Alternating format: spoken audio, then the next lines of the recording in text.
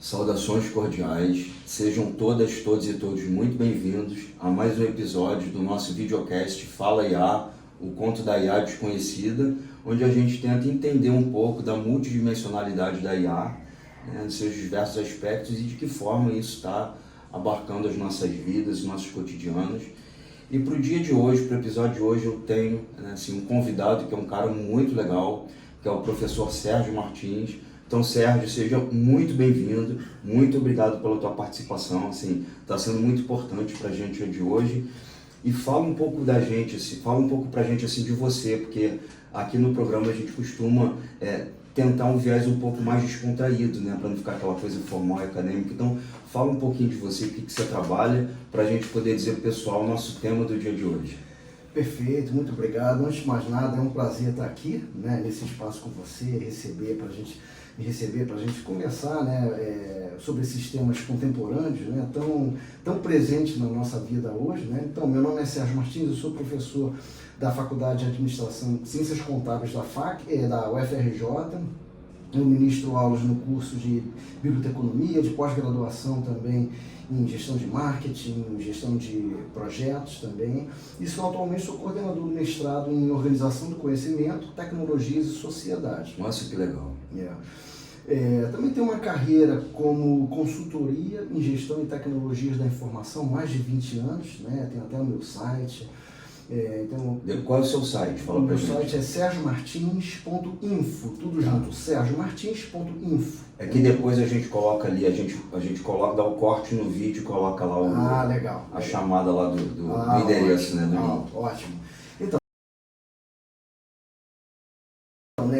no meu site eu apresento os serviços, a proposta de serviços que eu faço, consultoria em gestão documental, gestão da informação, gestão do conhecimento e inovação em tecnologias da informação para empresas públicas e privadas. Então eu comecei com a consultoria desde 99, na verdade, numa empresa que eu trabalhei, numa multinacional que não tem mais aqui no Brasil, a Iridium Sudamérica, é uma empresa de telefonia por satélite.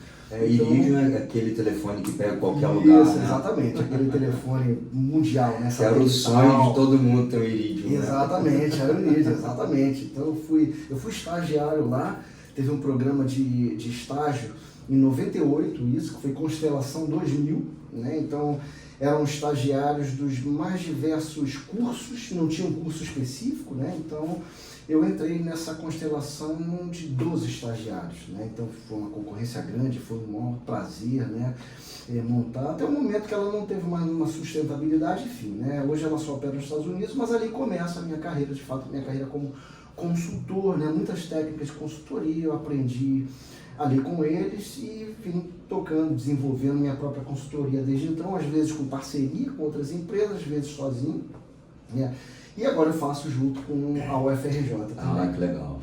Muito bom, muito bom. Então, Sérgio, hoje o nosso tema é Super IA e autônoma IA generativa, É um tema, na verdade, que ele traz muitas curiosidades, porque as pessoas não entendem direito, quais são essas perspectivas da inteligência artificial.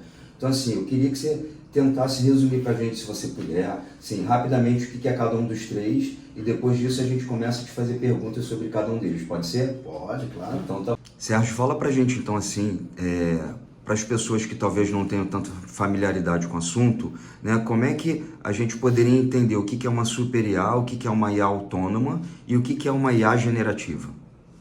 Então, esse é um tema que tem preocupado a sociedade em geral, Primeiro, com aquele pânico generalizado, com perdas de empregos, Isso para muitos tem sido um assunto muito inquietante, Assim também como os assuntos referentes a uma IA totalmente autônoma, super consciente, A maneira como a gente vê nos filmes, na cinematografia aí, os robôs dominando a classe humana. Então isso traz muitas inquietações, principalmente para o grande público, que ainda está assustado, convivendo, mas de forma assustada com a tecnologia, com os feitos das tecnologias que tem a IA, como sua mola mestra. Então, o que a gente tem que entender, a primeira coisa, é que a IA é um artefato, né, feito pelas pessoas, pelo ser humano. Ele é um programa, mas ele tem uma forma, né, de processamento de informações diferentes da computação tradicional, né? A computação tradicional, por exemplo, não basta dizer, por exemplo, que A tem 2 filhos, né? A é irmão de B e ele tem 2 filhos, C e D. Para você dizer que C e D são irmãos, você tem que dizer que na computação tradicional, que C é filho de A, D é filho de A e C é irmão de D, né? Então, na inteligência artificial, ele já faz essa associação automática, porque ele aprende com os dados, né? Ele é treinado pelos dados, os modelos são treinados com os dados. Aliás, essa é a diferença. A IA não é um conceito novo, tá, pessoal? A IA ela já tem quase 70 anos aí, ela nasce nos anos lá com Turing, né, e outros, junto com a era da computação mesmo, tá? Já se vislumbrava uma inteligência artificializada, né? Mas eram apenas conceitos, né? Algo muito teórico, no qual os meios técnicos ainda não permitiam, né, que esses vislumbres todos fossem aplicados. Então a gente assistiu ao longo da história algumas ondas de IA, né? Teve uma primeira onda, logo a inicial, depois teve um momento que a gente chama de inverno da IA, o primeiro inverno, depois nos anos 80, 70, 80 ela ressurge junto com as neurociências naquele momento, e aí inclusive isso vai impactar a cinematografia da época, o mundo cinematográfico. Vocês podem ver que as grandes franquias de cinema que vão explorar o tema das máquinas autônomas, né, como Blade Runner, né, Exterminador do Futuro, por exemplo, De Volta para o Futuro, enfim, todas essas franquias vão começar nessa época, nos anos 80, vai ter um entusiasmo exacerbado com as possibilidades trazidas para a IA, que não vai também se concretizar, né? E agora na terceira onda, andou um longo inverno também, nos anos 90, né? Foi a era da gestão do conhecimento, principalmente conhecimento humano, né? O ser humano volta aí vamos dizer assim, né, ao ponto central de atenção. Mas a partir de um determinado momento a gente está assistindo e a gente está nessa onda ainda de crescente da IA, né? Qual é a diferença dessa onda para as anteriores, essa que nós estamos na terceira onda, para as anteriores, né? A gente não vê indícios de que um inverno ou que um declínio esteja se aproximando. Por quê? Aí tem alguns fatores que ajudam a explicar, fatores esses que não ocorreram nas ondas anteriores. Primeiro, poder de processamento, principalmente o processamento paralelo, né? A distribuição de processamento, não é só um computador que faz a IA, são vários, milhares ou milhões de computadores que vão trabalhar, os chips, né? Que vão trabalhar o processamento das tecnologias, das linguagens de IA, das redes neurais. Então você tem a capacidade de processamento computacional muito grande, capacidade de armazenamento de dados muito grande, o surgimento da internet, algo que não existia nas versões anteriores de IA. O que isso vai importar? Porque a internet ela vai ser um manancial de dados, né? O mundo, como a gente veio conhecer como Big Data, né?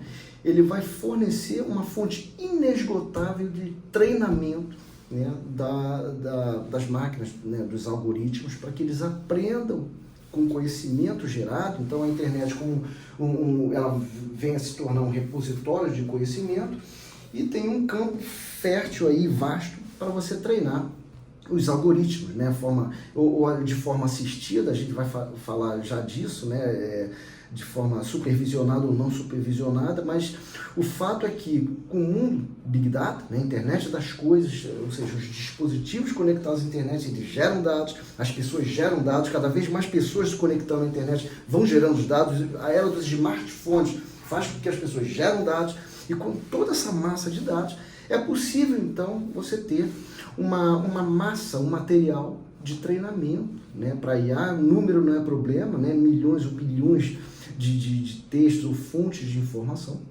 vão ser lidas rapidamente e aí ajudar a calibrar esses algoritmos, né, para o que a gente convencionou a se chamar IA. Então, a partir principalmente da pandemia, né, quando vai estourar essa nova onda, a IA vai voltar para a grande mídia, a gente vai assistir alguns tipos de IA, né, que foi a pergunta sua original, né? A IA é a que a gente chama de generativa, né? Que se tornou muito famosa com o ChatGPT, né? Que, aliás, né? Exatamente, que é o chat que a gente fala, é uma conversa com um algoritmo pré-treinado, né? Então, ela tem um treinamento nos dados e ela responde em cima desses dados com que o modelo de linguagem aprendeu. Então, a IA generativa, como a gente chama, é o IA, é o que a gente convém chamar o grande público de perguntas e respostas, né? É o grande oráculo. Muita gente agora está se consultando como quase que psicólogo, fazendo virtual, terapia, exatamente, terapia, exatamente, questões médicas também, perguntando acerca, até sentimental tambores, né? Consultores sentimentais. Tarô. Muita Tarô, exatamente, agora se usa para tudo, basicamente, para receitas inéditas, né? Então, essa IA generativa é uma IA, o nome já diz generativa, que ela gera, geradora, né? Geradora de quê? Ela começa com um gerador de textos, né? Aliás, antes da IA, existia um software chamado gerador de Lero. Eu lembro, lembra disso? Foi o ancestral do ChatGPT como a gente conhece hoje. Eram umas frases bonitas, mas não tinha nem pé nem cabeça. Nem cabeça, exatamente. Ainda o treinamento ali estava no início, mas dava um rolando Lero ali, parecia a escolinha do professor Raimundo, né? Ainda dava para dar uma enganada ali, você falar muito, falar bonito e não falar nada, né? Era isso. Mas o que acontece é que, claro, né, os algoritmos foram aperfeiçoados, a gente vai falar até um pouco de como ocorre esse aperfeiçoamento, né?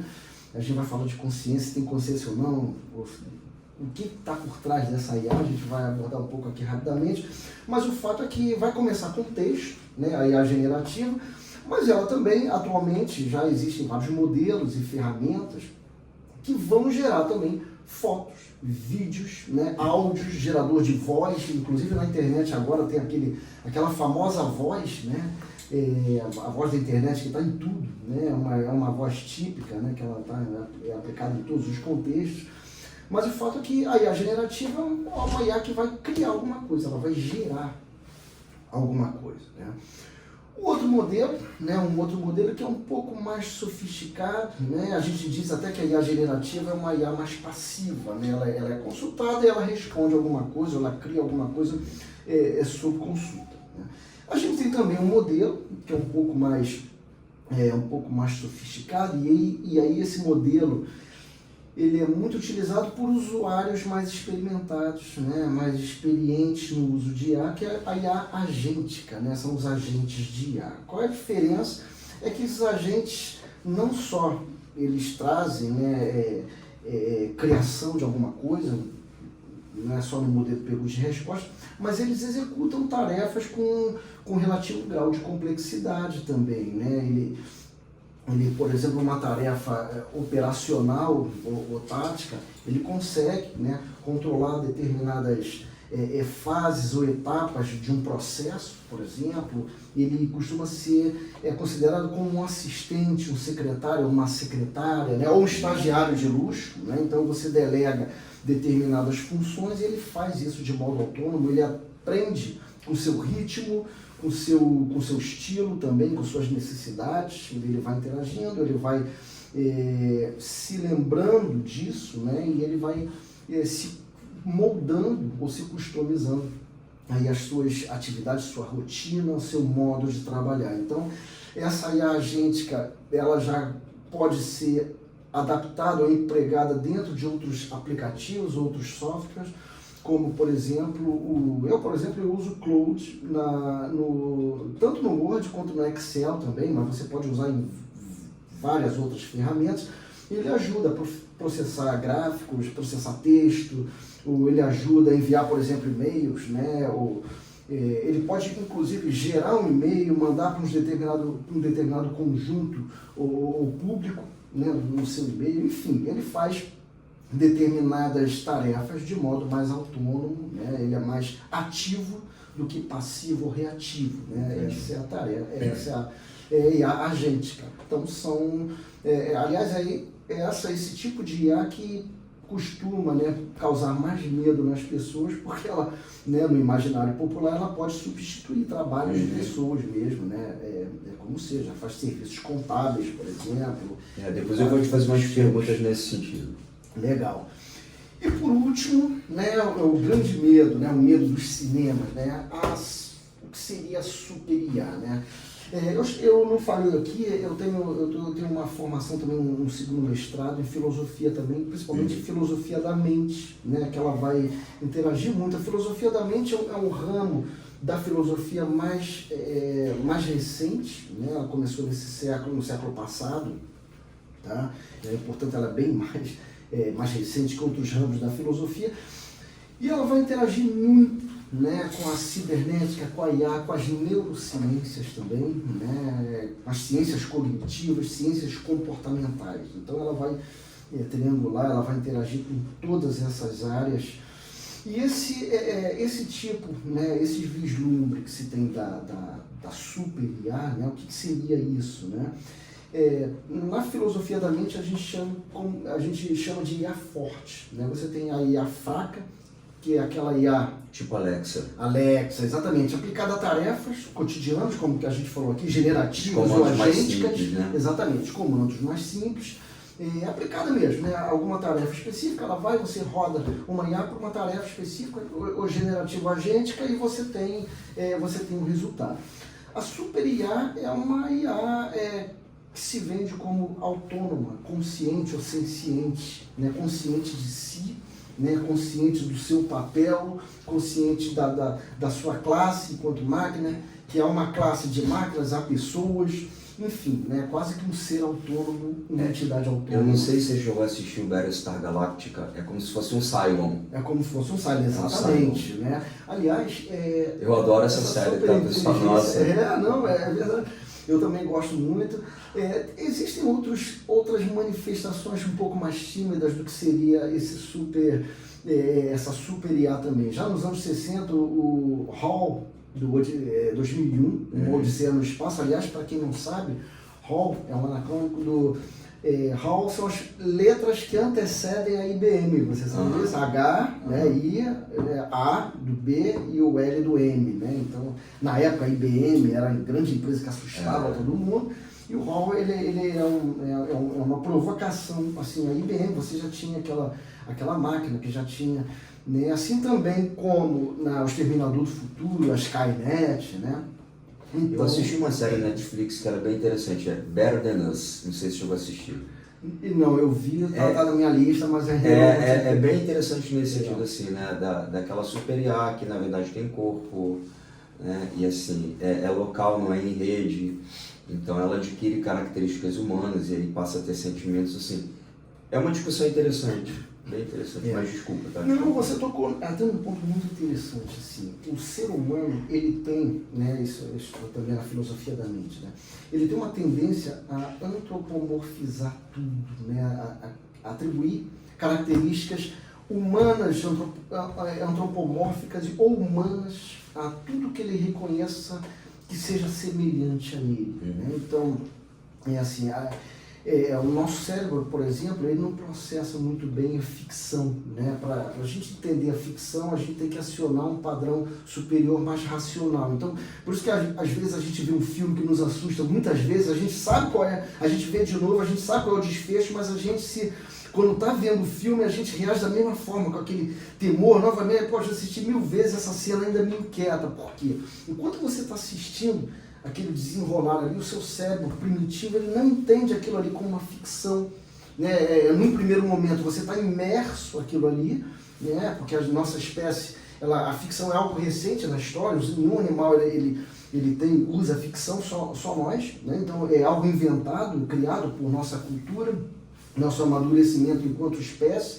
O cérebro nosso primitivo ainda não processa isso, então temos que acionar depois. Não, isso aqui é um filme, já sei como vai ser, por que eu fico nervoso, né?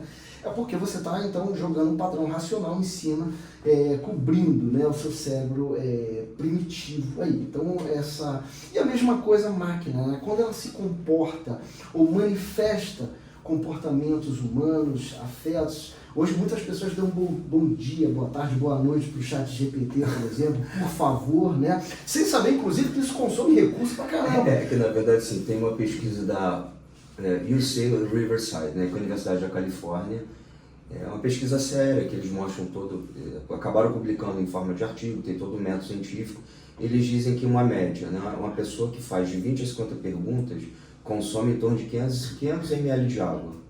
A OpenAI discorda disso, acho que para cada 1000 perguntas são 30 ml. Enfim, mas eles também não apresentaram os métodos da pesquisa dele, né?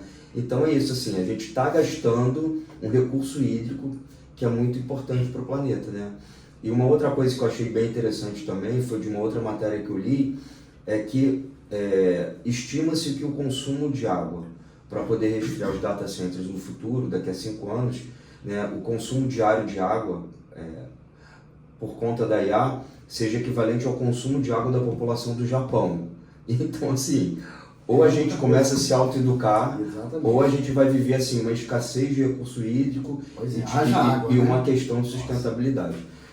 Mas vamos lá. Vamos lá, então toda vez que uma pessoa, né, nesse ímpeto nessa tendência, né, vamos dizer assim, de atribuir, né, humanidade à máquina, achar que há algo ali, né, parecido com algo humano, ou uma consciência, né, a pessoa quando dá bom dia, boa tarde, boa noite, ou faz um por favor, e faz a pergunta dela, o que ela quer saber, aí tem duas coisas, por isso que se diz que isso consome água, né, com todas as controvérsias métricas de consumo, mas a máquina tem dois trabalhos. Primeiro é responder a sua pergunta original, que você quer saber, e a segunda coisa, ela vai buscar, né, isso que força o consumo da água dela, a modos de lidar com o ser humano. Quando você fala bom dia, boa tarde, boa noite, ela também vai forçar a máquina a ver como deve se expressar como ser humano para poder responder também. Então ela vai responder de forma educada também, isso faz ela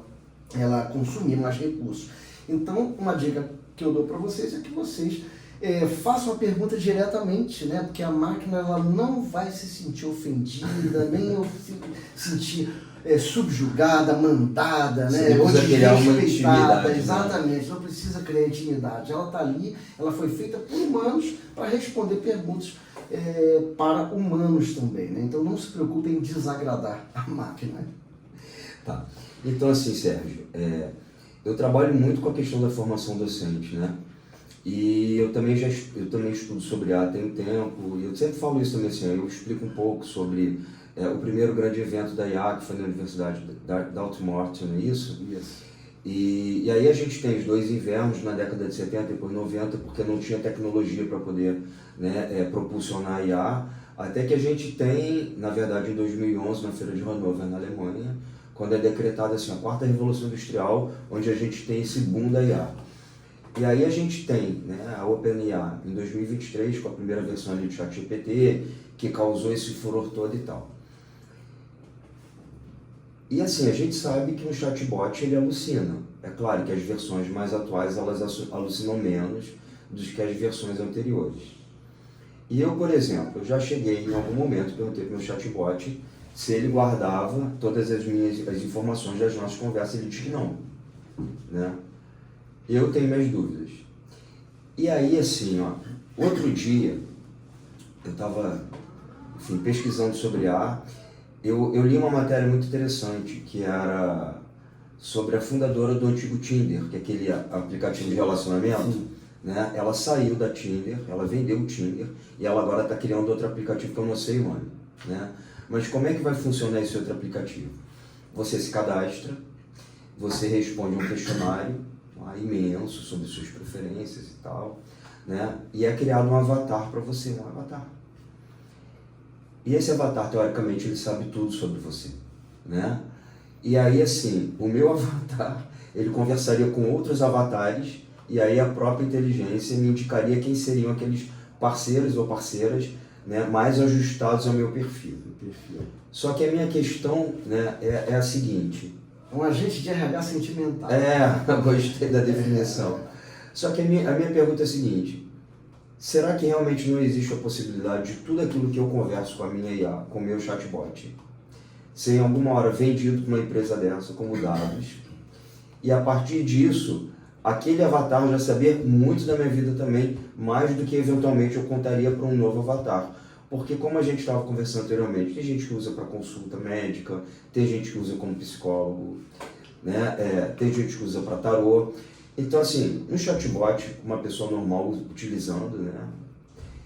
Ela vai contar muito da sua intimidade, ela vai expor muito da sua vida. Você acha que a gente corre esse risco de em algum momento esses dados serem vendidos ou serem divulgados? Olha, é uma pergunta muito relevante, né? Isso vai tocar em questões éticas também. Aliás, falar em IA também, a gente sempre vai tocar aqui em questões éticas, né? A primeira coisa, assim, eu tenho convicção, não é dúvida, de que sim, esses dados são compilados, tá? Não existe, assim, ficar ali aquele papo. O papo é feito aqui com GPT e morre aqui, né? Isso é compilado, né? São sistemas que rodam na nuvem, são dados que são gerados.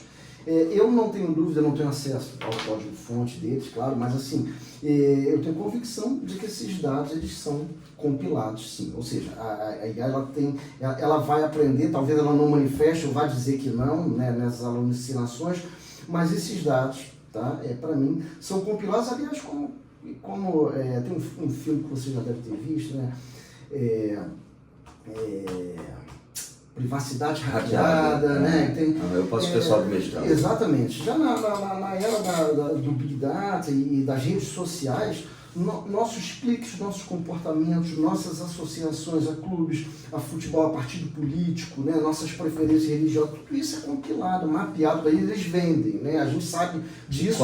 Esse mapeamento é mais fácil ainda. Né? Exatamente, é mais fácil ainda, exatamente. Né? Não tem garantia, eles vão dizer o que eles querem, né? O que eles sabem que eles podem mostrar, o que eles permitem, o que pode ser exposto ou não, pode ser vazado ou não. Mas eu não tenho convicção de que esses dados, eles de fato, eles são compilados.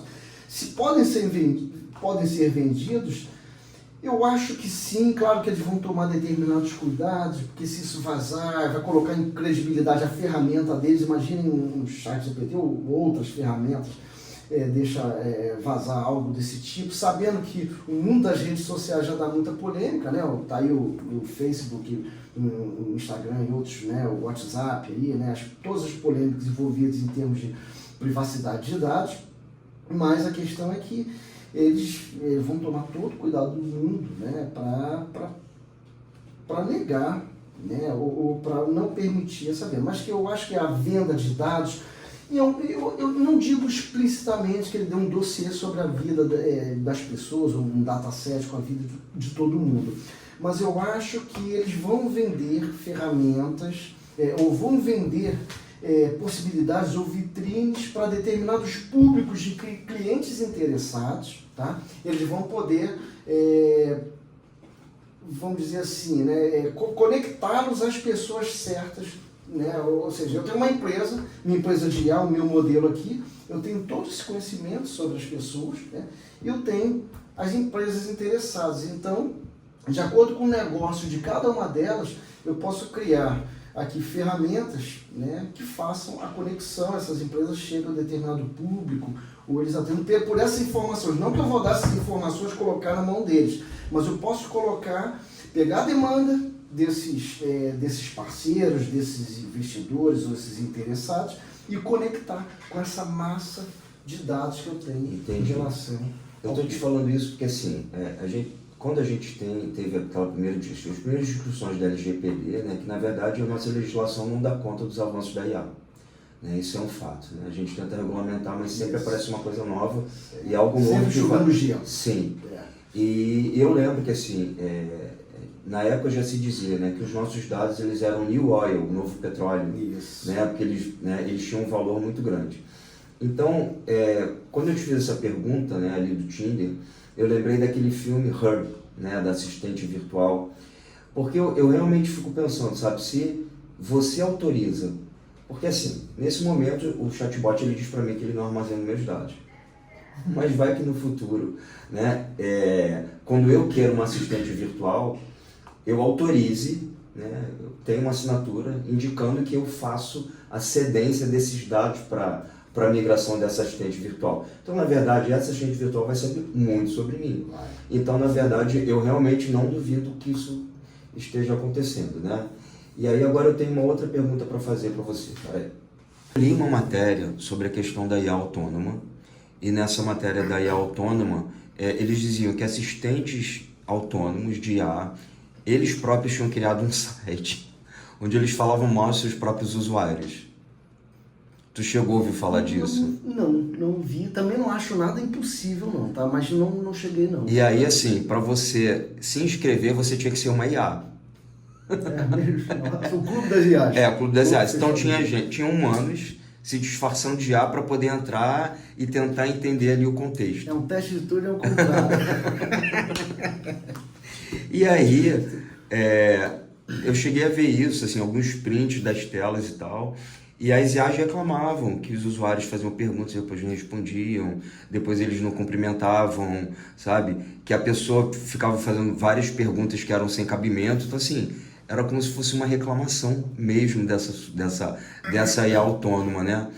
E aí eu fiquei pensando, falei, cara, né, onde é que isso tudo vai parar? Porque assim, na medida que a gente tem uma programação, né, nenhuma programação tem uma neutralidade. Né? A tecnologia, na verdade, a gente sabe que ela não surge neutra, ela sempre surge com algum intento, né, com uma intencionalidade. Nem sempre essa intencionalidade ela é mal direcionada, mas existe. Sempre vai existir. Né? Mas a questão toda, como o Finberg fala, que eu adoro essa frase, ele diz que a questão toda não é a tecnologia, né? É o uso e da racionalidade que a gente faz a partir do que a tecnologia tem para nos oferecer. Né? Então eu realmente fico pensando muito nisso, sabe? Com a própria questão da empregabilidade, porque assim, Sérgio, eu, pelo menos, né, eu sou da geração X, então assim, na época da internet de banda larga, que vem dos anos 2000, que a gente tinha aquela coisa da internet de escada, eu lembro que as pessoas tinham uma preocupação muito grande, dizendo que muitos empregos iam acabar. Assim, ó, nos anos 2000, quando a gente teve ali a internet de banda larga, né, as pessoas ficavam com medo, assustadas, dizendo que o próprio correio ia acabar, quando na verdade a gente sabe que não. Na verdade, sim, a internet acabou propulsionando, né, o envio de encomendas, enfim. A gente teve uma atividade muito maior, por exemplo, do Correios, a partir da era da internet de banda larga. Só que a IA, ela traz umas outras perspectivas sobre essa questão da empregabilidade. A gente viu, por exemplo, que vários designers da Disney, por exemplo, foram demitidos, né, de uma outra empresa famosa, uma montadora de carros, eu não lembro agora, que eles foram demitidos, agora foram recontratados, porque a IA não está conseguindo dar conta de tudo, né? Então, assim, ó, como é que... E assim, tem um filósofo da tecnologia, ele vende best-seller. Eu não concordo com tudo que ele fala, mas eu gosto dele, que é o Harari, né? E ele, em 2018, naquele livro 21 lições para o século XXI, ele vai falar da tal da massa de desalentados, que é aquele segmento da população que vai ficar desempregado por conta do avanço da IA, que não vai conseguir colocação de emprego, e por conta disso os governos eles teriam que ter um fundo de reserva para poderem, tipo um Bolsa Família, para poder dar para essas pessoas, para que elas pudessem sobreviver, né? Como é que você olha para essa questão da empregabilidade? A partir da inteligência artificial autônoma. Então, ou até da generativa mesmo, né? Essa é uma preocupação que tem sido aventada até pelos criadores dos modelos de IA. Tá? Muitos criadores, inclusive do... Será que um dia esses criadores vão perder o emprego, Sérgio? Pois é, né? Olha que curioso, né? Os próprios programadores se sentem ameaçados com a IA, porque a IA já gera código. A IA ela já gera códigos complexos. Tá? Elas já fazem aplicativos inteiros, né? E diz como você operacionaliza, cria o código, como você bota para rodar, para funcionar. Né? Então, já cria sites, você vê, web designer não existe mais quase. Né?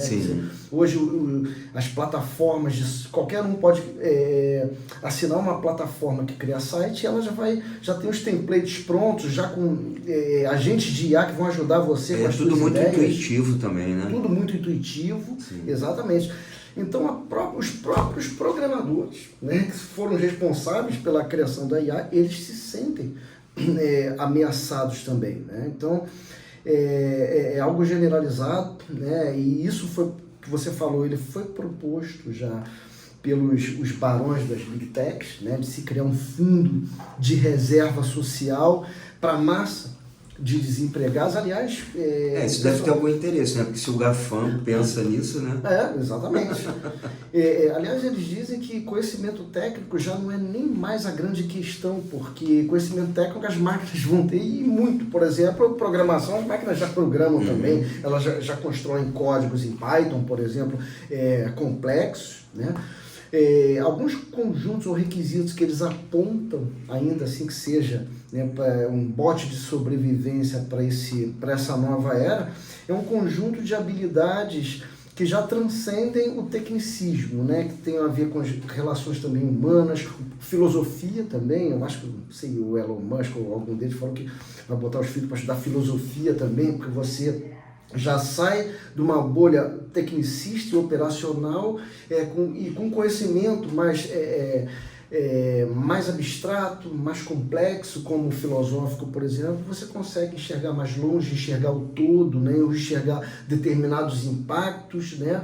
Ou fazer coisas diferentes do que as atividades tecnicistas proporcionam, né? Então, eu acho que isso vai provocar muitas mudanças, né? Muitas áreas, muitos empregos vão ter que, eu não diria sumir ou acabar, mas vão ter que se reinventar. De fato, né? Eu já estou vendo agora, tem eventos de jornalistas, vários jornalistas agora estão colocando IA para escrever matérias, né? Advogados escrevendo, já usando ferramentas para criar peça jurídica, uma petição inicial, né? Então, as pessoas estão utilizando, né, essa ferramenta para fazer coisas que antes eles faziam, né?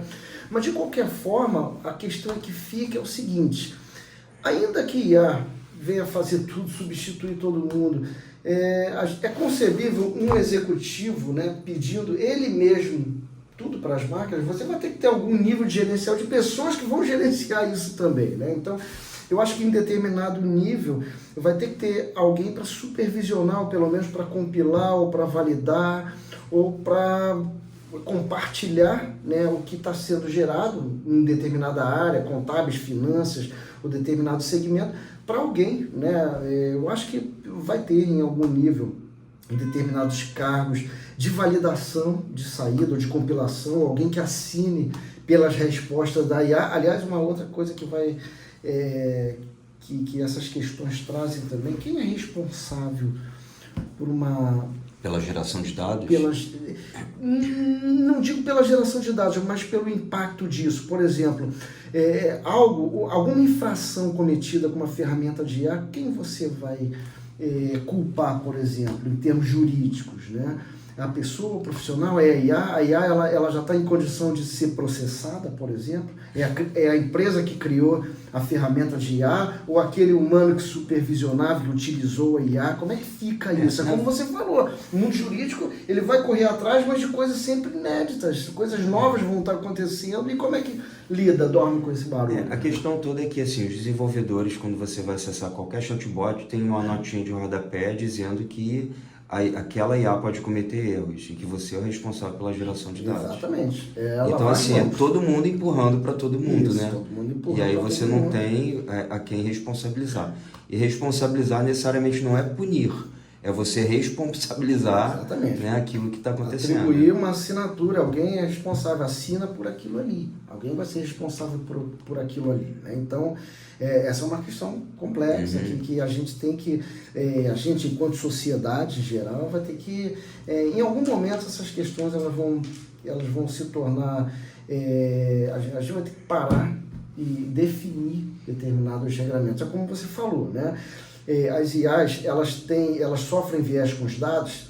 Sim, né? É claro que a saída dela, ela vai implicar em determinados vieses. Mas a IA, ela tem, assim como você falou também, ela tem determinados níveis de programação que são vetoriais. É aí que entra, né? Os vieses, né? Nada é neutro. Então, essa não neutralidade, ou essa parcialidade, ela está nesses vieses que você, por exemplo, o novo código, né, da Anthropic, o Mythos, né, que o Trump proibiu para estrangeiros, ele tinha determinadas potencialidades que o Estado americano, lá pelo Trump, achou que fosse nocivo, né? Fosse questão de segurança nacional.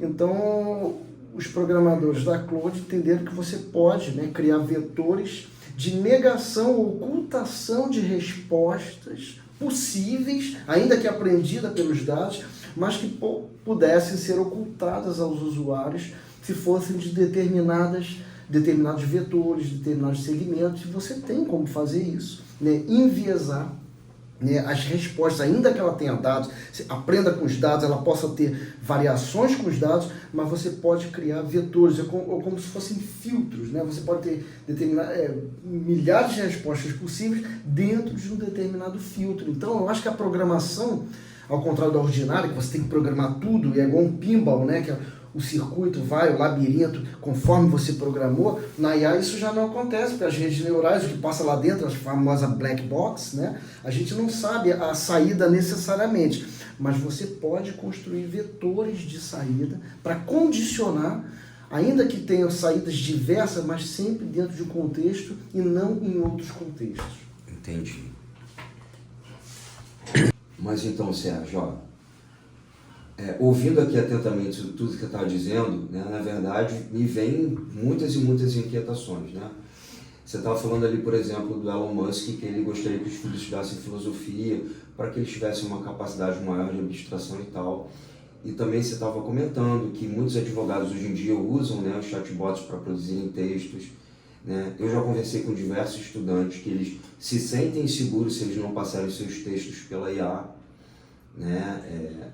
Então, assim, o que a gente percebe muito hoje em dia é uma dependência, né, desse chatbot nessa questão da produção do texto.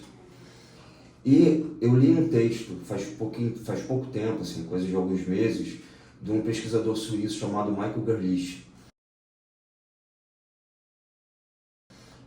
O título do texto é Tools of IA. Ele fala assim, todas as ferramentas de IA, né? E aí, o que dizia essa pesquisa? Ele pegou um grupo de mais de 600 pessoas na Inglaterra, embora ele seja suíço, foi na Inglaterra a amostragem, pessoas de diferentes faixas etárias, ou seja, pertencentes a diferentes gerações tecnológicas, né? De níveis sociais diferentes, de níveis econômicos diferentes. E aí, qual foi a constatação? Né? Que esse pessoal da geração Z, né, que fazia uso permanente da IA, esse uso dependente, foi feito depois de ressonâncias magnéticas. Esse pessoal já tinha perdido 47% da sua capacidade cognitiva, né? Então, assim, a gente percebe, e outras pesquisas também vão dizer, né, que essa geração, agora a gente está na alfa, assim, mais atualzinha, né? Mais a Z, né, que agora está no mercado de trabalho, que a geração Z realmente ela teve uma perda cognitiva muito grande, né? E aí eu realmente fico pensando muito nessa questão, né? Por que o Elon Musk quer que os filhos estudem tecnologia? Por que naquele filme que você estava dizendo anteriormente, que a privacidade hackeada, a gente sabe que os filhos dos CEOs, né, da GAFAM lá, né, do Vale do Silício, eles só deixam os filhos acessar a internet 2 horas por semana, nem redes sociais as crianças têm, né? A gente percebe que países como a Finlândia, por exemplo, elas voltaram para as metodologias analógicas porque elas tiveram uma baixa ali no piso, eles despencaram do primeiro lugar em proficiência para o 15º. Claro que existem outros fatores, mas também foi por conta da inserção das tecnologias de uma forma massiva naquela população. Então, assim, você também trabalha com conhecimento, né? Você trabalha nesse programa. Como é que é isso para você, dessa dependência cognitiva que em alguma medida as pessoas têm depositado, têm entregue, as pessoas na verdade estão entregando, né, o seu raciocínio estão delegando a IA o poder de pensar por si. Exatamente. A sua intelectualidade, o seu potencial criativo, né? E isso em algumas gerações pode ser problemático, aliás, não só em gerações, já começa com a pessoa que já está fazendo isso. Tem uma disciplina que eu dou aula no MBA da UFRJ, que é IA para negócios, né? Então, tem lá alguns executivos, né, que são alunos dessa disciplina, E eu tive relatos de 2 ou 3 alunas que falaram que começaram a usar a IA para fazer uma série de atividades que ela agora nas palavras dela, sick, né? Estão emburrecendo, foi o que elas falaram, né? Ou seja, ela está perdendo a capacidade, né? Porque ela está sendo muito cômodo ela entregar esse processo criativo, essas metodologias de fazer algo. E eram estudantes de MBA da UFRJ, né? MBA da UFRJ, exatamente, relatando que a IA, a palavra dela foi, a IA está me emburrecendo. E como é que fica isso, se isso é uma verdade, se é uma realidade? E eu, lamentavelmente, fui concordar com ela, porque isso, de fato, isso acontece mesmo, né? Nós, na filosofia da mente, a gente tem vários estudos, né, de que isso não é nem novo, não começa com a IA, já começa com as redes sociais, né? A falta, por exemplo, de paciência em assistir vídeos ou ficarmos expostos a uma fonte de conhecimento, a uma conversa mais alongada, que seja de aprendizado, por exemplo. A velha sala de aula, né, que a gente perdia a manhã toda, a tarde toda na escola, nas gerações anteriores.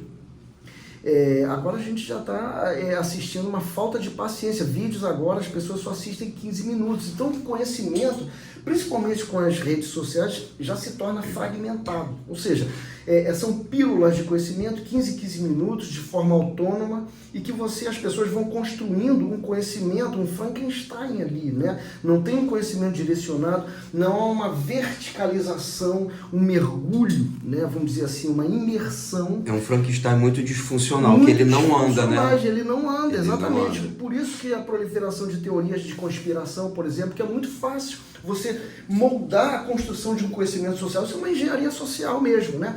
Você pega um conhecimento daqui, aí você pega um que seja uma pílula, uns 15 minutinhos de um vídeo que traga uma historinha legal, que atrai a sua atenção, você já está enveredando por algo, pode ser, por exemplo, uma teoria da conspiração, e você está construindo um conhecimento, né, baseado nessas pílulas que você vai tirando, aí principalmente de vídeos, fontes midiáticas, né? O texto ele tem perdido a briga, né? A leitura. Claro que a gente fala que tem vendido livro, muito livro ainda, mas a questão é que o multimídia, né? Áudio e vídeo, ele entra muito mais na cabeça das pessoas do que o texto, né? Você tem que fazer um esforço para ler. Na filosofia da mente tem alguns teóricos que meio que explicam, estudam isso, né? Quando você assiste vídeo, por exemplo, quando você está assistindo vídeo, as pessoas estão assistindo vídeo, a imagem, né? O som, a imagem, a música, ela já é dada. Ou seja, você está assistindo, por exemplo, uma cena que você vê uma casa e as pessoas veem a mesma casa. Ela não pensa na casa, ela não reconstrói a casa.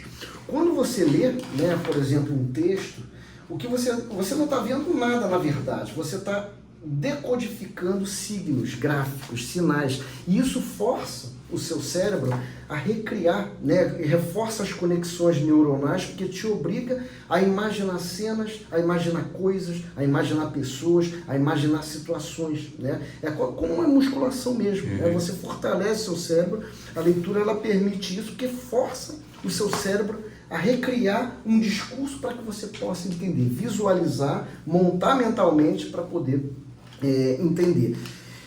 Com as telas, isso há uma preguiça, né, de você assistir muito, por isso que criança, eu tenho um exemplo prático com meu filho. Tinha uma época que a gente estava mais atarefado, ele ficou alguns meses vendo televisão o tempo todo, ele ficava até meio abobalhado, não tinha vontade de comer nada, só faltava o olho dele rodar, né?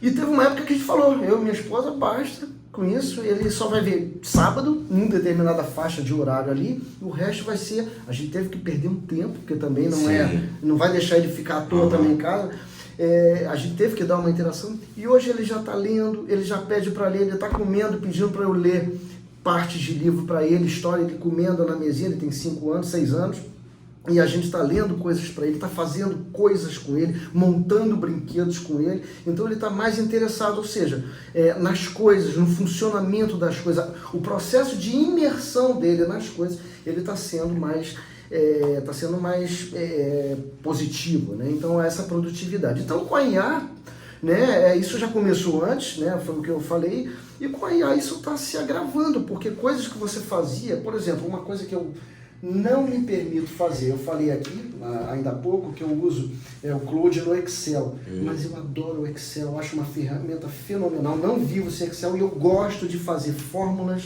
de fazer funções no Excel, de pensar como fazer funções. Eu não peço para uma IA fazer isso para mim, eu ainda me forço a pensar a disponibilidade de informações. Eu criei uma disciplina na UFRJ. A IA é uma revisora para você? É uma revisora, uma mera revisora mesmo. Você está fazendo o uso crítico da IA. Exatamente, o uso crítico. É para ver alguma inconsistência, alguma coisa que passou. Mas o processo criativo, eu fiz uma disciplina, Gestão da Informação e do Conhecimento na graduação, na UFRJ, que foi gamificada, muito legal. Eu vou até oferecer um curso para toda a UFRJ, para os professores, sobre inovação, ensino e gamificação, que eu criei uma gamificação que, inclusive, eu emulei o Kahoot, só assim, QR Code, o aluno fotografava, já respondia, vários questionários, tudo gratuito, tá? Formulários Google, que eles pegavam esses dados de resposta dos alunos, eles já conectava planilhas, né?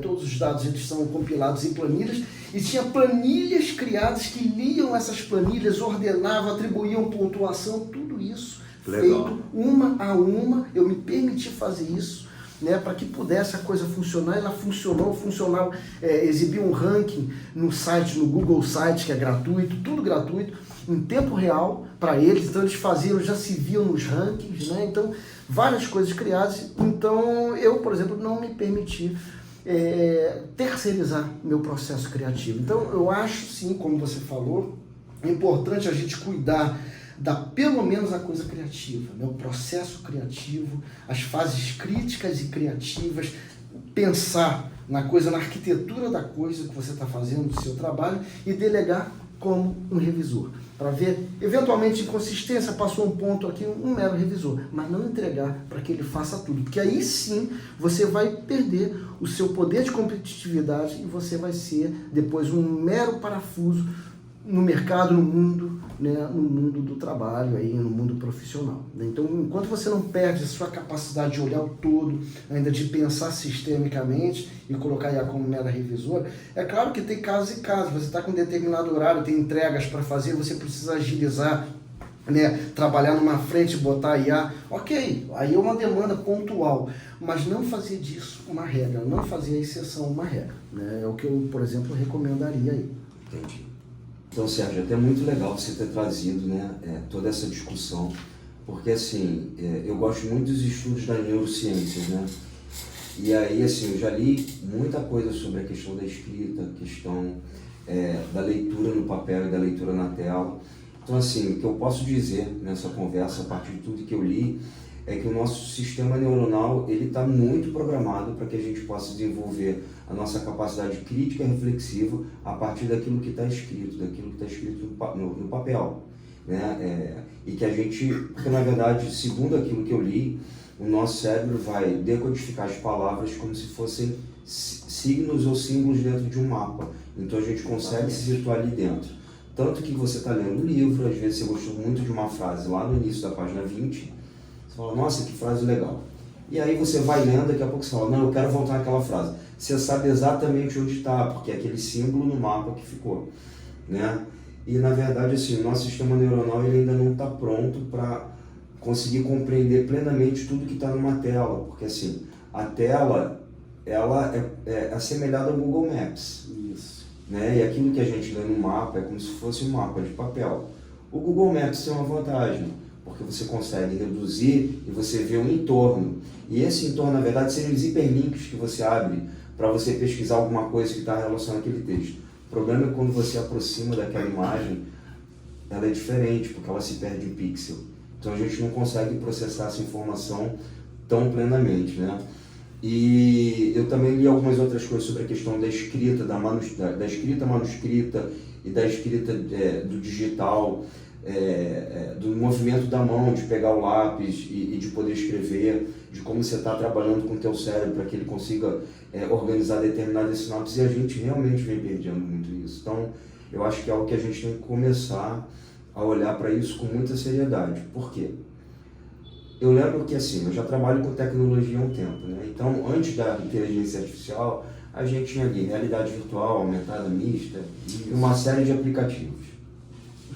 E aí as pessoas me falavam, as crianças hoje, elas estão perdendo a motricidade fina, porque estão deixando de colorir, mas elas fazem lindos trabalhos no paintbrush, por exemplo. Nem sei se existe mais paintbrush, mas... Ou similar.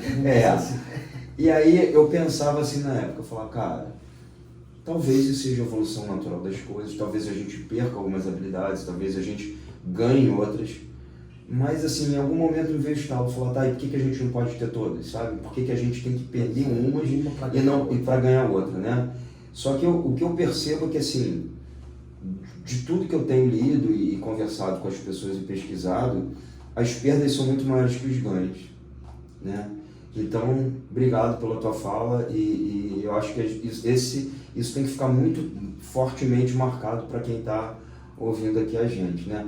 E aí, Sérgio, bem que para a gente já fechar o nosso bloco, eu queria que você falasse um pouco sobre algo que eu tenho muita curiosidade, que é Super IA. E uma vez lendo sobre isso, que eu queria saber o que era uma Super IA, pensando no Cylon, porque o Battlestar é uma das minhas séries favoritas, né? De verdade. E aí eu li um artigo da IBM, e esse artigo da IBM dizia que não, que no momento não seria possível, porque para que a Super IA existisse, ela teria que emular, né, toda a cadeia neuronal do cérebro humano e tal. Só que a gente percebe que as coisas não são muito assim, né? Assim, tem muita coisa já acontecendo. Então, se você puder falar para a gente um pouco sobre a Super IA, tá? Eu vou ouvir aqui 10 vezes esse áudio para poder aprender um pouco mais. Então, falar da Super IA tem alguns pontos muito interessantes que a gente tem que abordar aqui, né? A primeira coisa é uma questão muito intuitiva que as pessoas perguntam, né, ou têm dúvida. A Super IA é um tipo de vida independente, autônoma? A questão última é essa. Se é um novo tipo de vida que está sendo criado. E aí eu gostaria de chamar a atenção para, antes disso, algumas pontuações aqui. Primeira coisa, o termo inteligência artificial, ou seja, você artificializar a inteligência humana, é o termo correto a ser aplicado?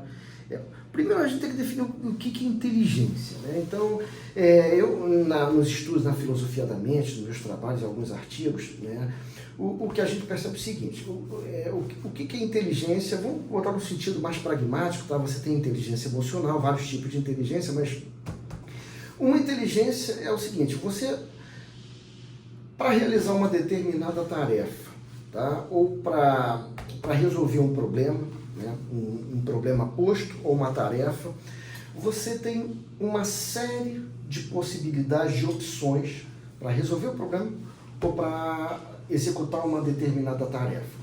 Aquele considerado mais adequado, mais eficiente, que consuma menos esforço, que seja mais acertado, mais assertivo, né? Aquele é considerado, né, o ideal, aquele considerado ideal, ele vai caracterizar uma escolha, dentre tantas, uma escolha inteligente, né?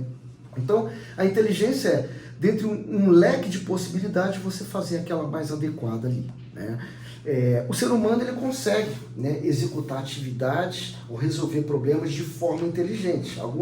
Algumas iniciativas eles podem não se dar, né? Tem as tentativas e erros, elas não vão resolver necessariamente o problema ou executar uma tarefa, mas outras sim, né? Então a inteligência é a sua capacidade de processar uma melhor resposta a executar uma tarefa ou atacar e resolver algum determinado problema. Então, nesse sentido, né, você emular um processo de escolha de tantas possibilidades, aquela que seja mais eficiente ante um dado problema, você emular isso numa máquina e fazer com que a máquina copie ou possa reproduzir, emular ou simular essa característica humana, né, de distinguir de tantas possibilidades, aquela mais assertiva, né?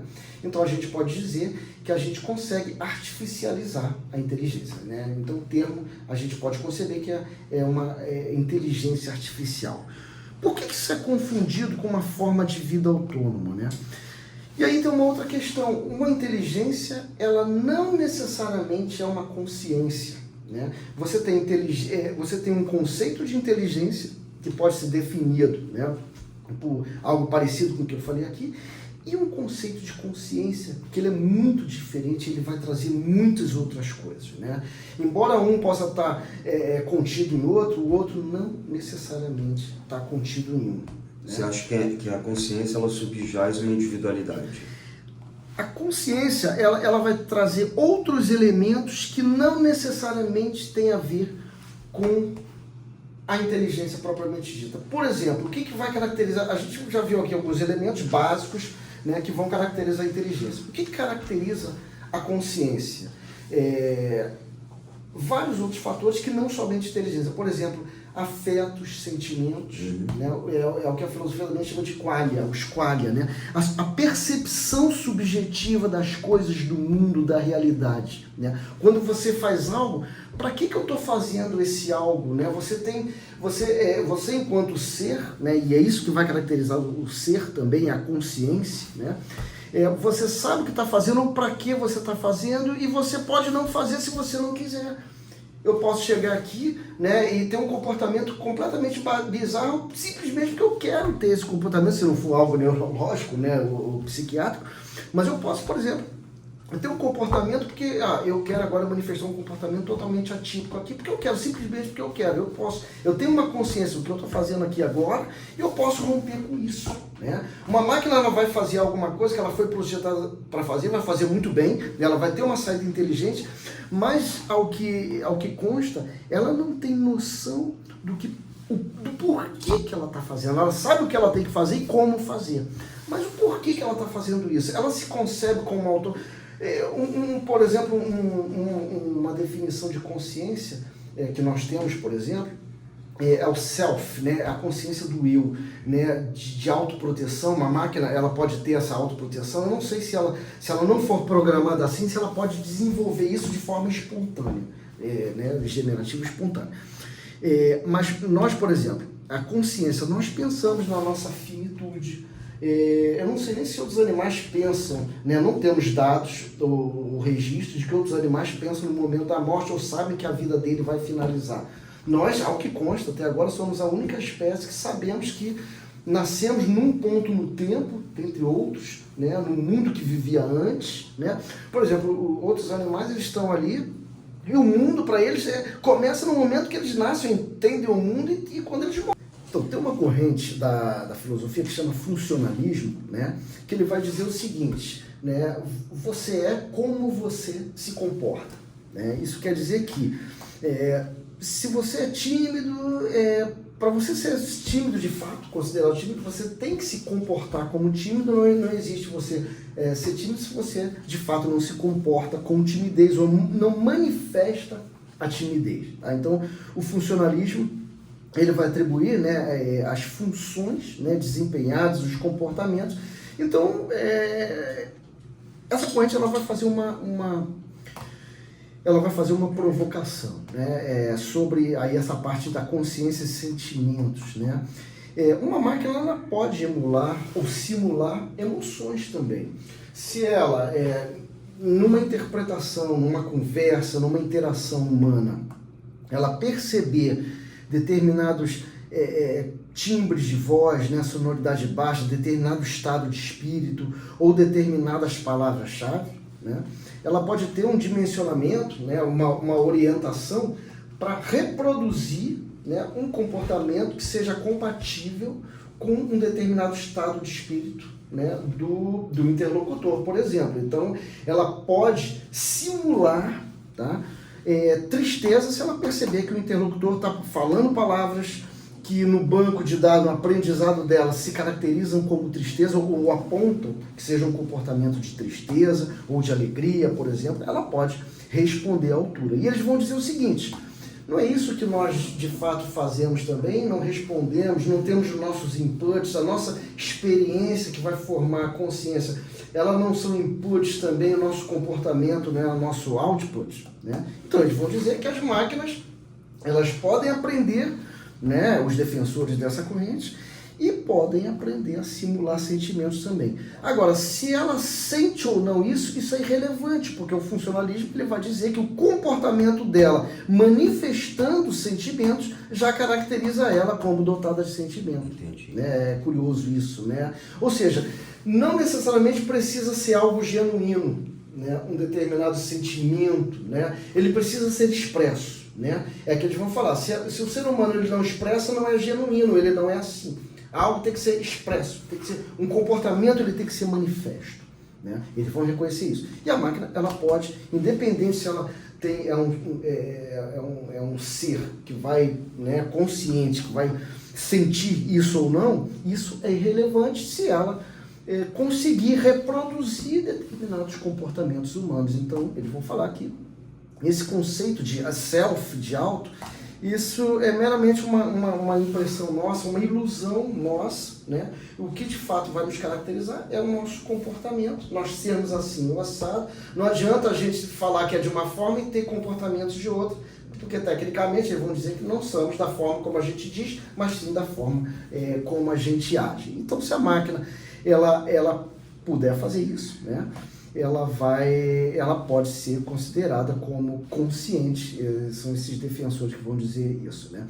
E aí tem várias outras coisas que a gente poderia falar, por exemplo, o argumento, que é uma releitura do argumento do teste de Turing, né? Que é o argumento do quarto chinês, do John Searle também, que é um americano, morreu há pouco tempo agora, um dos construtores da filosofia da mente, que ele fala que você imagine-se, né, uma pessoa dentro de um quarto que ela recebe textos em chinês e ela tem que, baseado em regras, por exemplo, em português, tá?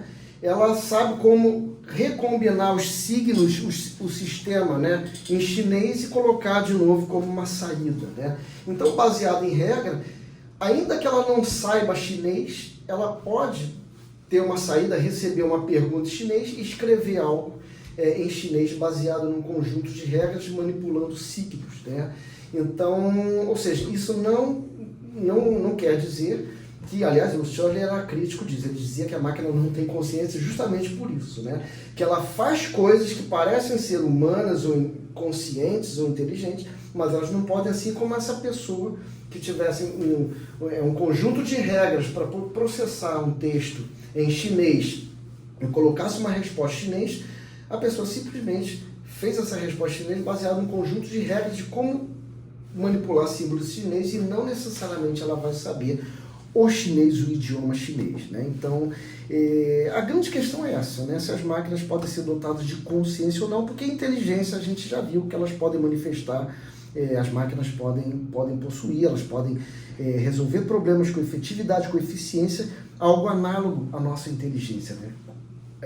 Criar uma resposta de modo inteligente, construir uma narrativa de forma articulada, inteligente, com semântica, né? Quando a gente fala de inteligência, isso quer dizer semântica, né? Semanticamente bem construído. Isso ela pode fazer. A grande questão é se uma máquina pode ser ou não consciente. E nesse caso, né, o Dredske, né, e vários outros autores, pensadores, né, que pensam profundamente nisso, eles não acreditam numa possibilidade, né? Não reconhecem que a máquina é uma nova forma de vida ou que ela possa desenvolver determinadas propriedades de consciência, como esquália, por exemplo, né? Dores. O que é a dor? Como uma dor em mim pode ser maior do que a percepção de dor em você, né? Então, algo pode perturbar muito mais a mim do que a você. Então, essas percepções subjetivas, o self, o pensamento sobre o infinito, a cultura de se pensar sobre o infinito, a finitude, sobre o tempo, o espaço, os propósitos, né? Todas essas questões, elas definem consciência, é o que consta. As máquinas, elas, para começar, elas são construídas por pessoas, né? Baseado num conjunto de atribuição de pesos, de regras, de modelos matemáticos, né? O próprio GPT, ele constrói todo um texto baseado em modelos matemáticos com treinamento de milhões de textos que ela vai à internet, treina os algoritmos e ele vê probabilidades de frases serem construídas por essa massa. Ela aprendeu com as pessoas, né? Mas também nós aprendemos com as pessoas também, né? Então, de fato. Mas a questão é essa, né? Eu vejo como uma impossibilidade das máquinas terem um self se elas não forem construídas para isso, se elas se revoltarem para isso, a menos que ela tenha um direcionamento programado por uma pessoa, elas podem se como um processo cancerígeno, elas podem dar um tilt e se reprogramar para ter um comportamento diferente àquele que foi inicialmente previsto por um ser humano. Pode ser que sim, isso a gente chamaria de tilt, né? Ela tem um comportamento, um bug no sistema, ela pode rebootar e começar a se comportar, a ver o mundo, quer dizer, né? se projetar de outra forma. Pode ser, mas isso é meramente um acidente técnico, não por uma consciência natural, evolutiva que ela viesse a ter. Isso é o que eu acredito, mas as coisas estão aí. Tem outros filósofos ainda que falam que é um outro tipo de inteligência que a gente, aliás, isso é interessante, só para a gente finalizar aqui, tiveram jogos de xadrez que as IAs, né, atualmente quase nenhum campeão de xadrez consegue ganhar IA.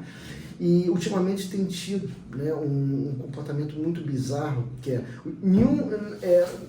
o cânon do xadrez, né, nenhum mestre de xadrez ele entrega a rainha. A rainha não é a peça principal, é o rei. Se você levar um checkmate, é um checkmate no rei, na peça do rei, mas a mais poderosa peça é a rainha. Então ela é a peça mais protegida porque ela é mais poderosa, você pode causar mais dano. Então todas as teorias do xadrez, elas visam proteger aí a sua rainha e melhorar o desempenho da sua rainha. Um modelo matemático, a primeira coisa que ele fazia era entregar a rainha. Nunca ninguém entendeu por quê. Isso criou um bug na comunidade dos enxadristas e ela no final ela ganhava. Né? Ela ganhava o ser humano. E nunca ninguém entendeu e ela não dizia por que ela fazia isso. Era um comportamento completamente bizarro para quem joga xadrez, você entregar logo a rainha e ganhar o jogo depois. Né? Por que ela fazia isso? Então essa é a grande questão ainda, isso está em aberto. Né? A máquina não diz, ou pelo menos não em nível satisfatório porque ela fez isso. Algo completamente anômalo para toda uma cultura e tradição no xadrez. Por que isso importa? Porque ela fez um comportamento anômalo e conseguiu ganhar o jogo. Então, alguns filósofos se perguntam se a gente está diante de um novo tipo de inteligência, não aquela baseada na nossa tradição, que vai nascer com os gregos ou outras civilizações, que é baseado na lógica e na razão. Será que é possível um novo padrão de inteligência que não tenha como estrutura a base lógica e a razão? Será que existem outros tipos de inteligência que as redes neurais conseguiram ou conseguem reproduzir que a gente não se deu conta? Essa é uma questão interessante que ainda está em aberto. Entendi. Sérgio, eu quero muito te agradecer pela participação no nosso videocast de hoje. Eu que agradeço, parceirão aqui. Esses temas aqui. Vamos refinar nossas parcerias. Eu ficaria aqui o dia todo falando com você. Vamos sim, fico à disposição. Obrigado, Sérgio. E parabéns pelo seu trabalho aí. Isso aí, pessoal. Então a gente está chegando ao finzinho aqui do nosso videocast incrível sobre Super IA e autônoma e generativa, com o professor Sérgio, né, da UFRJ. E até a próxima. Um abração. Até a próxima, pessoal. Obrigado.